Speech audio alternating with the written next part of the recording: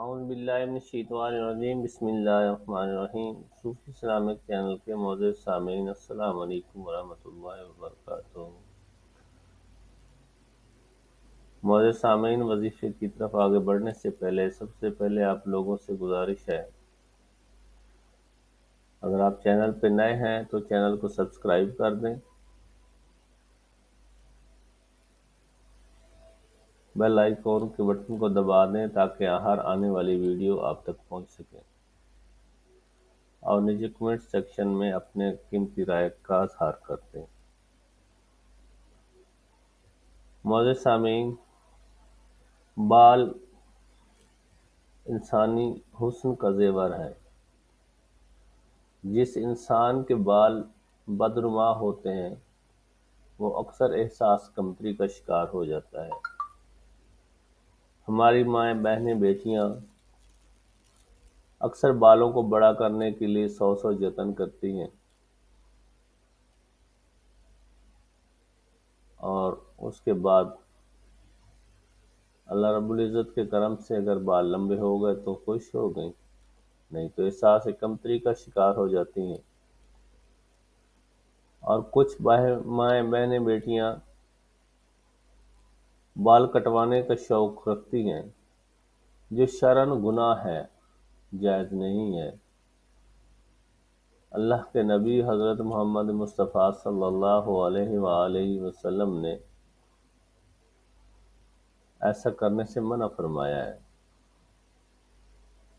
اور کچھ مرد حضرات عورتوں کے مشابہ لمبے بال رکھنے کے شوقین ہیں۔ اللہ رب العزت نے اس معاملے سے بھی روکا ہے کہ مرد عورت کے مشابہ نہ ہو اور عورت مرد کے مشابہ نہ ہو۔ معزز سامعین، بال بڑھانے کے لیے میں بھی آج آپ کو 2 وظائف بتانے جا رہا ہوں۔ پہلا وظیفہ ہے بسم اللہ الرحمن الرحیم، قل هو الذین آمنوا ھدی وشفاء۔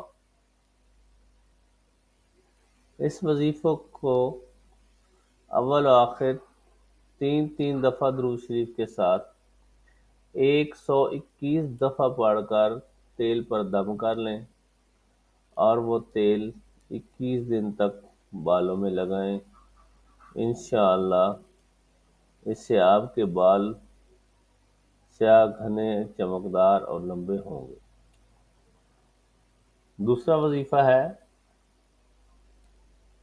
بسم اللہ الرحمن الرحیم، اہدنا الصراط المستقیم۔ اس وظیفے کو 33 بار 33 ٹائم پڑھ کر اول و آخر 3 دفعہ درود شریف کے ساتھ پڑھنا ہے۔ یہ بھی تیل پہ دم کریں اور اپنے بالوں میں لگائیں۔